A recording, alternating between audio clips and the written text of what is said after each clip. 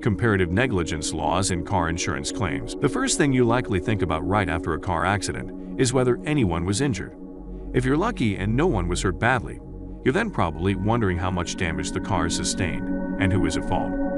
The saying "there's plenty enough blame to go around" sums up the concept of comparative negligence laws for auto insurance claims. In 2020, property damage, injuries, and deaths from auto accidents cost around $474 billion, according to National Safety Council estimates.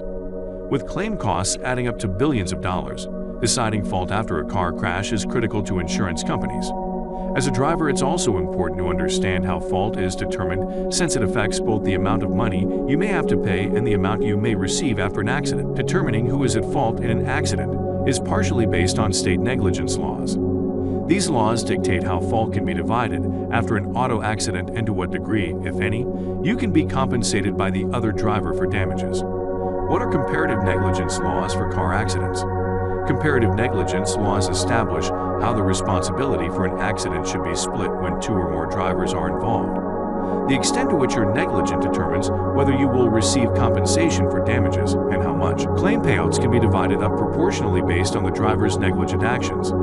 That means each driver involved could potentially seek payment for damages from the other driver's insurance company. Why should you care about negligence laws? They affect your ability to make a claim and the payout amount you can receive from the other party and their insurance. If you're partially responsible, it can be taken into account if you're filing a claim with the other driver's insurance company. That is called a third-party car insurance claim. If you file a claim with your own insurance coverage, such as a collision insurance claim, it's a first-party claim, and the negligence laws don't apply. Types of comparative negligence. There are two main types of comparative negligence: pure comparative negligence and modified comparative negligence. Slight gross comparative negligence is a rare third type, applied only in one state, South Dakota. Your state's negligence law determines if and how much you may collect when filing an accident claim against the other party. Pure comparative negligence law. At pure comparative negligence law permits both drivers in an accident to seek compensation for damages. It allows this regardless of your share of the fault. That means you could file a claim even if you're found to be 99% responsible for the accident. However, pure comparative negligence reduces your settlement by your degree of fault. For example, if you are 99% responsible, your settlement amount is reduced by 99%. In a nutshell, everyone is held responsible for their percentage of fault and can file a claim for the portion they aren't culpable for with the other party's insurance company. Modified comparative negligence. A modified comparative negligence law allows you to collect from the other driver, but only if your degree of fault is under a certain threshold. While pure comparative negligence lets you make a claim if you're up to 99% at fault, modified comparative does not. There are two threshold rules used: a 50% rule and a 51% rule. With a 50% threshold rule, you cannot collect if you're 50% or more responsible. If your fault is equal to or greater than the other driver, you're out of luck if you want to file a claim against the other driver's insurance company. There are 10 states with modified comparative negligence 50% rule. A 51% threshold rule is similar, but you can still collect from the other party if you're up to 50% at fault. It's when you hit the 51% barrier that you no longer can seek compensation that way.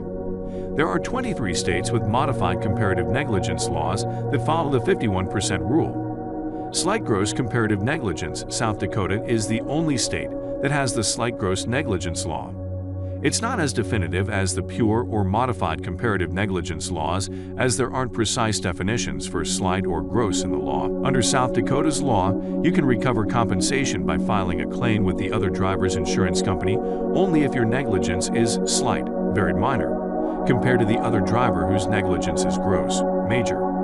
If there isn't a significant difference in fault, then you're unable to recover damages from the other motorist. For instance, let's say you back up and hit a car double parked on the street.